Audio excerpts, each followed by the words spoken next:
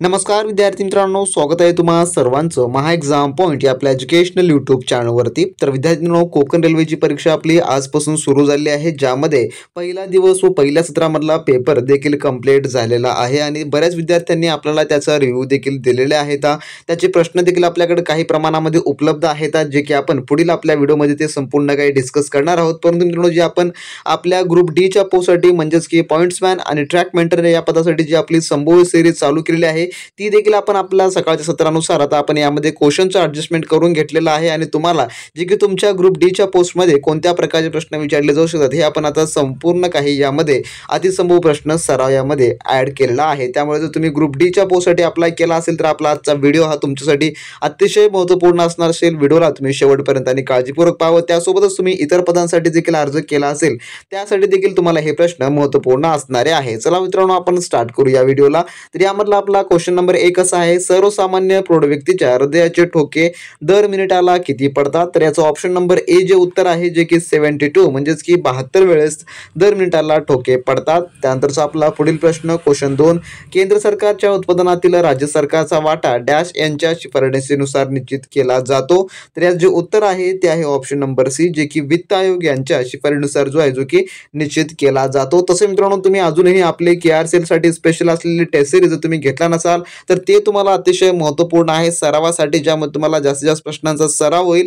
त्यामुळे ज्या विद्यार्थ्यांनी अजूनही घेतलं नसेल त्यांनी वेळ वाया घालवता आपल्या व्हॉट्सअप सेलरला मेसेज करून सर्व काही टेस्ट सिरीज मागून घ्या। डिस्क्रिप्शन बॉक्समध्ये त्यांची लिंक जी आहे ती देण्यात आलेली आहे। आणि ज्या विद्यार्थ्यांना कोणाला टेक्निकल हवा असेल, ज्यामध्ये सिव्हिल, इलेक्ट्रिकल किंवा मेकॅनिकचं, तर ते देखील आपल्याकडे उपलब्ध आहे। ते देखील तुम्ही आपल्या सेलरला मेसेज करून घेऊ शकता आणि त्याची प्राइस आपण वेगवेगळी ठेवलेली आहे, जे की तुम्ही सेलरला विचारून त्या ठिकाणी मिळवू शकता। अंतिम दिवसांमध्ये तुम्हाला परिपूर्ण स्टडी करण्यासाठी आपले टेस्ट सिरीज आणि जे टेक्निकल MCQ क्वेश्चन बँक आहे टेक्निकल पोस्टसाठी तो परिपूर्ण आहे। त्यामुळे वेळ वाया घालवता तुम्ही लगेच सेलरला मेसेज करून ते सर्व काही मिळवून घ्या आणि चांगल्या व उत्तम तयारीला लागा। त्यानंतर क्वेश्चन नंबर 3 आपला असा आहे, जागतिक पोलिओ दिवस कधी साजरा केला जातो? तर याचं उत्तर आहे ऑप्शन नंबर सी, जे की 24 ऑक्टोबर रोजी जे आहे जे की जागतिक पोलिओ दिन हा साजरा केला जातो। त्यानंतर आपला पुढील प्रश्न असा आहे, एक दिवसीय द्विशतक करणारा सर्वात तरुण खेळाडू कोण ठरला आहे?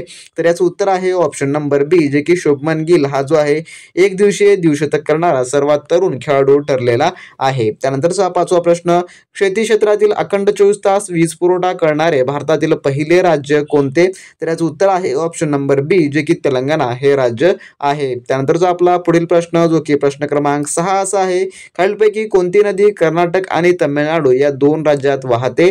तर याचं उत्तर जे आहे ते आहे ऑप्शन नंबर ए, जे की कावेरी ही जी नदी आहे कर्नाटक आणि तामिळनाडू या दोन्ही राज्यामध्ये वाहते।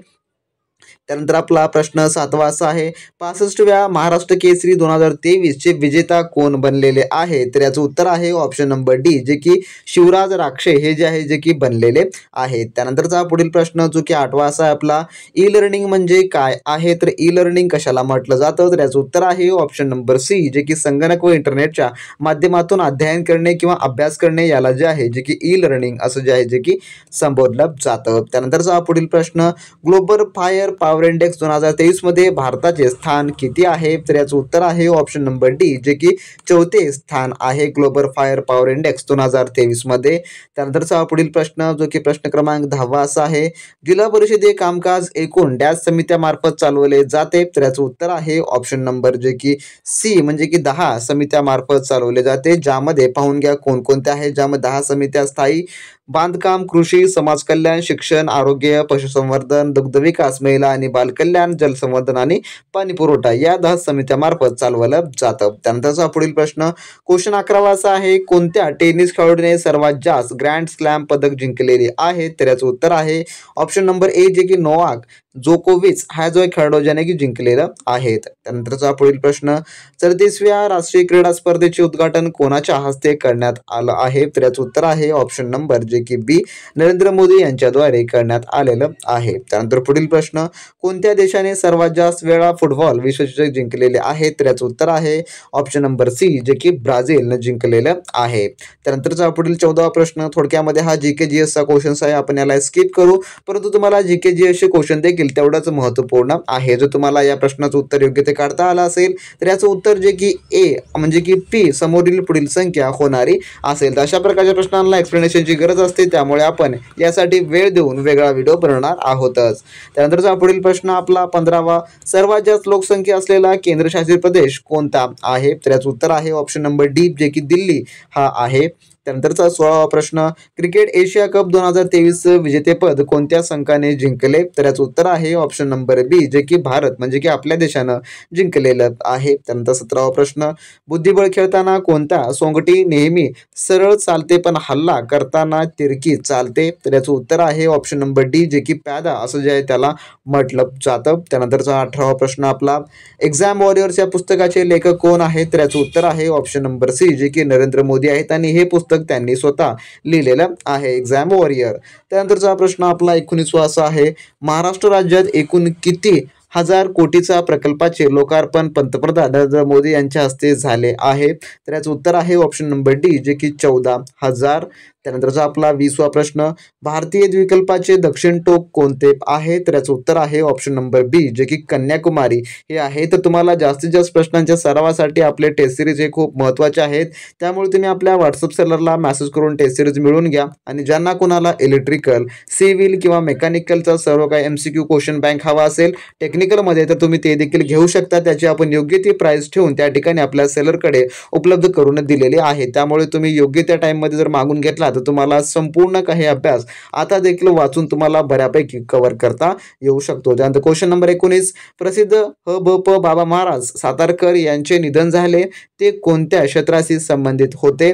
तर याचं उत्तर आहे ऑप्शन नंबर सी जे की कीर्तन क्षेत्राशी संबंधित होते. त्यानंतरचा प्रश्न आपला 22वा, हँगिंग गार्डन्स हे महाराष्ट्रातील खालीलपैकी कोणत्या ठिकाणी स्थित आहे? तर याचं उत्तर आहे ऑप्शन नंबर सी जे की मुंबई येथे स्थित आहे. त्यानंतर पुढील प्रश्न, कोणत्या राज्याच्या अंतर्गत जल्लीकट्टू 2023 महोत्सव आयोजित केला गेला? तर याचं उत्तर आहे ऑप्शन नंबर बी जे की तामिळनाडू. त्यानंतरचा आपला 24वा प्रश्न, पुरोगामी या शब्दाचा अर्थ काय? तर याचं उत्तर आहे ऑप्शन नंबर सी जे की सुधारणावादी. त्यानंतरचा 25वा प्रश्न, महाराष्ट्र सरकारच्या नमो किसान सन्मान योजनेचा शुभारंभ कोणाच्या हस्ते करण्यात आला आहे? तर याचं उत्तर आहे ऑप्शन नंबर सी जे की नरेंद्र मोदी यांच्या हस्ते. त्यानंतर आपला 26वा प्रश्न, संविधान दुरुस्ती करण्याची प्रक्रिया डॅश अनुच्छेदमध्ये आहे? तर याचं उत्तर आहे ऑप्शन नंबर बी जे की कलम 368 अंतर्गत. त्यानंतर 27वा प्रश्न, कोणी न्यू इंडिया हे वर्तमानपत्र चालवून क्रांतीचा पुरस्कार केला? तर याचं उत्तर आहे ऑप्शन नंबर ए जे की बिपिनचंद्र पाल यांनी. त्यानंतर 28वा प्रश्न आपला, ज्या गोष्टीची भीती वाटते ती समोर येऊन उभे राहते या अर्थाचा जे की जुळणारी म्हण जे की आपण या ठिकाणी स्किप करूया. त्यानंतर आपला 29वा प्रश्न, सुवर्णसिंग कमिटीच्या शिफारशीनुसार 1976 मध्ये 42वी घटना दुरुस्ती डॅश या बाबीला घटना समाविष्ट केलेला आहे? तर याचं उत्तर आहे ऑप्शन नंबर सी जे की नागरिकांचे मूलभूत कर्तव्य. त्यानंतर आपला पुढील 30वा प्रश्न, कर्करेषा खालीलपैकी कोणत्या राज्यातून जात नाही? तर याचं उत्तर आहे ऑप्शन नंबर बी जे की महाराष्ट्रातून जात नाही. त्यानंतर मान्सून या पुस्तकाचे लेखक कोण आहेत? तर याचं उत्तर आहे ऑप्शन नंबर सी जे की अभय के हे जे आहेत या पुस्तकाचे लेखक आहेत. त्यानंतर 32वा प्रश्न, जागतिक व्यापार संघटनेतील सदस्य देशांची एकूण संख्या डॅश आहे? तर याचं उत्तर आहे ऑप्शन नंबर ए जे की 164 एवढी जी आहे संख्या आहे. त्यानंतर आपला 33वा प्रश्न, खालीलपैकी कोणते पीक खरीपाचे नाही? तर याचं उत्तर आहे ऑप्शन नंबर ए जे की मोहरी हे पीक नाही. त्यानंतर आपला 34वा प्रश्न, चंद्र व सूर्य यांच्या दरम्यान पृथ्वी आल्यास डॅश एक ग्रहण होते? तर याचं उत्तर आहे ऑप्शन नंबर डी जे की चंद्रग्रहण होते. त्यानंतर आपला 35वा प्रश्न, भारतात कोणत्या ठिकाणी जारवा जनजाती आढळते? तर याचं उत्तर आहे ऑप्शन नंबर सी जे की अंदमान आणि निकोबार बेट. त्यानंतर आपला 36वा प्रश्न, विद्युत दाबाचे एकक काय? तर याचं उत्तर आहे ऑप्शन नंबर ए जे की व्होल्ट हे आहे. त्यानंतर आपला 37वा प्रश्न, बाबा महाराज सातारकर यांचे मूळ नाव काय होते? तर याचं उत्तर आहे ऑप्शन नंबर ए जे की निळकंठ ज्ञानेश्वर गोरे असं जे होते. त्यानंतर 38वा प्रश्न, इस्रायल या देशाची राजधानी कोणती? तर ऑप्शन नंबर ए जे की जेरुसलेम ही आहे. त्यानंतर आपला 39वा प्रश्न, पॅरा आशियाई क्रीडा स्पर्धेत शीतल देवी आणि राकेश कुमार यांनी कोणत्या खेळात सुवर्ण पदक जिंकलेलं आहे? तर याचं उत्तर आहे ऑप्शन नंबर बी जे की तिरंदाजी यामध्ये. त्यानंतर 40वा प्रश्न आपला, वाळवंटी प्रदेशातील मुख्य पीक डॅश हे आहे? तर याचं उत्तर आहे ऑप्शन नंबर डी जे की खजूर हे जे आहे मुख्य पीक आहे. तर असे हे आपल्या आजच्या व्हिडिओमधले टॉप 40 क्वेश्चन होते जे की आपण KRCLच्या आपल्या ट्रॅक बँटर आणि पॉईंट्स बँडसाठी पाहिलेले आहे जे की ग्रुप डी च्या पोस्टसाठी. तर या प्रकारचे आपण भरपूर प्रश्न आपण पाहणार आहोत येणाऱ्या आपल्या येत्या 2 ते 3 दिवसांमध्ये. त्यामुळे चॅनलला सबस्क्राईब करून घ्या आणि ज्या कोणा विद्यार्थ्यांना आपली टेस्ट सिरीज हव्या असेल त्यांनी आपल्या व्हॉट्सअप चॅनलला मेसेज करून नक्की मिळवून घ्या. तर भेटू नेक्स्ट व्हिडिओमध्ये. तोपर्यंत बी प्रॅक्टिस क्रॅक एक्झाम.